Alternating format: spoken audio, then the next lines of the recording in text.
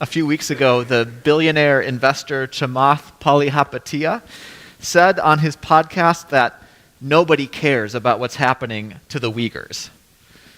He was speaking about the genocidal acts of the Chinese government against this Muslim minority population living in the Xinjiang region of northwestern China.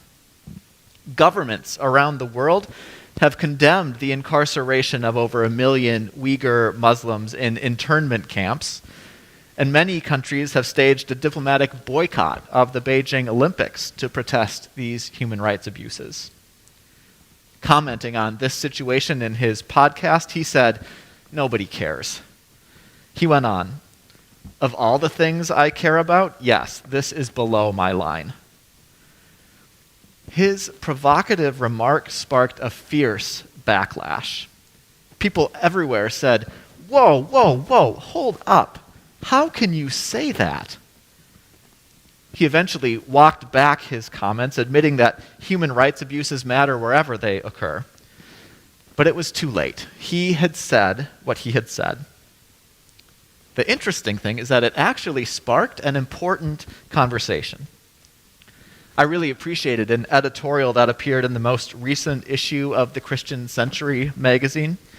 The editors wrote that the question Chamath raised is worth taking seriously. There are so many problems in the world. Why should we care about what's happening to the Uyghurs? They concluded that maybe from a utilitarian perspective, Chamath's point of view is reasonable. Most of us don't have unlimited resources to marshal against injustice, and we typically have the greatest ability to help those who live closest to us. But from a Christian perspective, they said, caring about the suffering of strangers has inherent value. It can broaden our vision of whose lives matter. It can increase our capacity for empathy. It can also sharpen our ability to recognize evil. Caring, they said, can lead to speaking out. And Christians believe in the power of words to shape reality, whether they're spoken on a podcast by a famous billionaire, proclaimed in a sermon, or published by a religious body. Chamath's ghastly remark had many people saying, "Whoa, hang on, that is a terrible thing to say." But the impact of his comment was that it sparked an important conversation and helped us get clarity about what really matters and about what kind of world God wants us to live in. Today's reading from the Gospel of Luke is familiar to many of us. Actually, we're probably more familiar with the version of this story found in Matthew's Gospel, which is actually a little different. Both Matthew and Luke capture Jesus preaching this sermon in which he proclaims blessings on those accustomed to adversity and sorrow. But unlike Matthew's version of the story, which has only blessings, Luke includes a series of woes. Woe to you who are rich. Woe to you who are full. Woe to you who are laughing. Woe to you when all speak well of you. Caroline Lewis of Luther Seminary wrote an interesting piece this week. She points out that in the ancient Greek language, woe is an interjection, a word used to get people's attention, sort of like, "Hey," or "Look out," or "Whoa." Caroline Lewis says maybe we should think of this word woe more like, "Whoa, whoa, whoa, hold up." Maybe what Jesus is doing with these woes is saying something that is intentionally controversial, something that challenges the well-established order in order to get our attention. With his list of woes, Jesus is trying to stop us in our tracks. This part of Jesus' sermon causes us to interrupt and say, "Whoa, Jesus, come on. How can you say that?" He's trying to spark a conversation that will get us thinking about what matters and what kind of world God has in mind for us. In Luke's gospel especially, Jesus' ministry is about reorientation, trying to reshape people's perspectives on questions like, who is blessed? Who has value?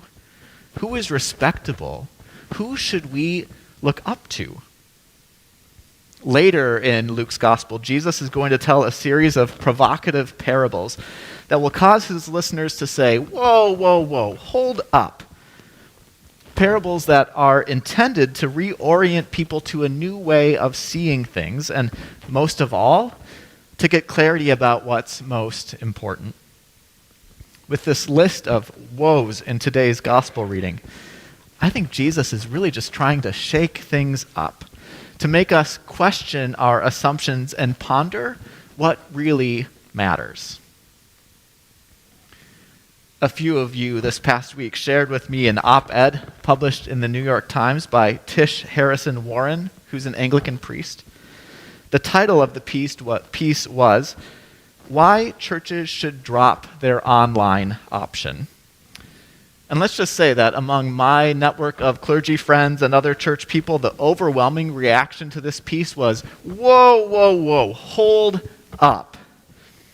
Do you really mean to say that we should stop including people who have found a welcome with us online? At the end of the day, the impact of this op-ed was to get a lot of people thinking and talking about what really matters. Is it more important to be together here in this room in person, or to welcome and include people who would otherwise be left behind? That's actually a worthwhile conversation. Now, the past 2 years have forced us over and over again to say, whoa, hold up, and to ask what is really most important. Whoa, we have to cancel in-person worship services. Okay, well, what's most important about what we do when we gather for worship? And how can we translate that into online services? Whoa, Sunday school has to be online too. Okay, well, what's most important about our children's Sunday school experience, and how can we approximate that on Zoom? Whoa, we need to move out of our sanctuary for 6 months. Okay, well, what's really most important about worship, and how can we do that with integrity in a temporary space? Whoa, we need to have an annual meeting. Okay, well, what's the most important thing we do together when we gather for congregational meetings? And how can we accomplish that in a hybrid online in-person meeting? It has not exactly been fun to be stopped in our tracks over and over again and forced to ask these questions. But the blessing in it for us, the blessing in the woes, is that these questions provide a new sense of clarity of what really matters, of what God intends for our life together. The blessing is that we get to question our assumptions and reevaluate the status quo, so we can cast off what no longer suits us and discern what is most important as we adapt to a different kind of future. Whoa, hold up. What is God trying to say to us today?